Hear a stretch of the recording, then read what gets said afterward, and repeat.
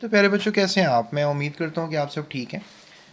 आज हम बात करेंगे चैप्टर नंबर 8 केमिकल इक्विलिब्रियम और क्लास 11 केमिस्ट्री। आज का हमारा टॉपिक होगा क्विक चेक 8.7।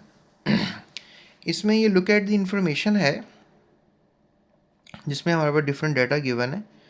इसमें पूछा जा रहा है कि how does the proportion of the product in the above system changes at temperature increases.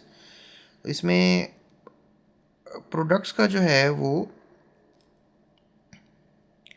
Changes the as the temperature increases, यानी कि products in the above system, proportion of products का मतलब है कि प्रोडक्ट्स जो हैं वो इंक्रीज़ कर रही हैं या डिक्रीज़ कर रही हैं above the system change temperature increases, यानी कि टेम्परेचर के बढ़ने से क्या प्रोडक्ट के ऊपर क्या असर आ रहा है प्रोडक्ट फॉर्मेशन पे।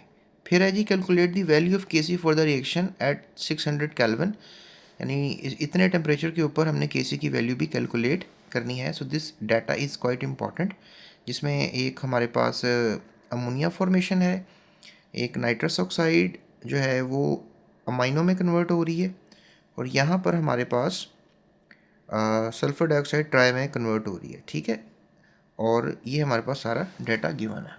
इसमें ए पार्ट का जो जवाब है ना, ये वन पार्ट का जो जवाब है कि how does the proportion of product in the above system changes as the temperature increases. तो आप इसमें ये इसका जवाब लिख सकते हैं, according to Le Chatelier's principle when the temperature increased the reaction will shift in backward direction in order to absorb the added heat.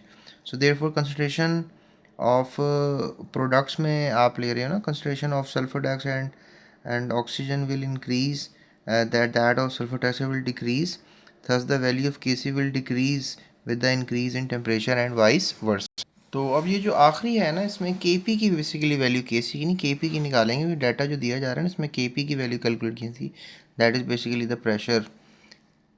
ठीक है, तो इसमें वैसे डाटा के अंदर ही गिवन है, अपने क्या टेंशन लेनी है। 600 केल्विन के ऊपर जो ये वाला रिएक्शन है ना, जिसमें अमोनिया सिंथेसिस हैबर्ट्स प्रोसेस है, तो उसमें ये वैल्यू दी जा रही है 6.3 इंटू 10⁻⁵।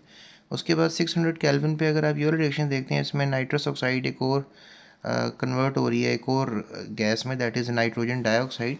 यहाँ पे अमोनिया लिखा हुआ है, दैट इज़ नाइट्रोजन डाइऑक्साइड। तो ये नाइट्रोजन डाइऑक्साइड जो बन रही है, उसकी जो Kc की वैल्यू क्या होगी, दैट इज़ समथिंग लाइक 1 × 10⁻⁴। ठीक है, तो ये ए जो लिखा हुआ है that is nothing at all, इसमें आप कंफ्यूज ना होइएगा।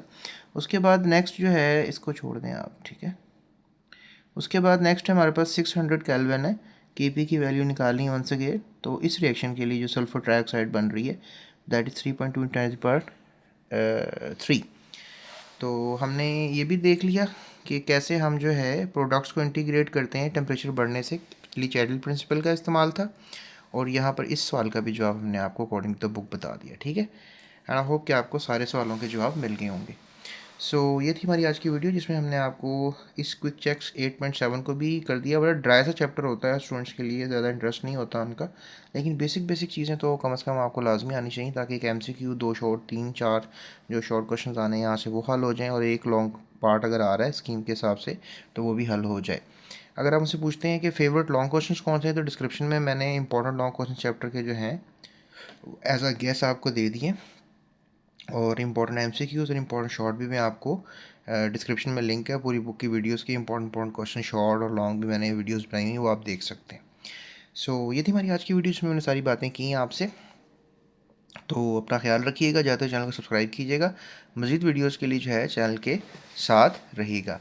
That's it, thank you so much, take care, अल्लाह हाफ़िज़।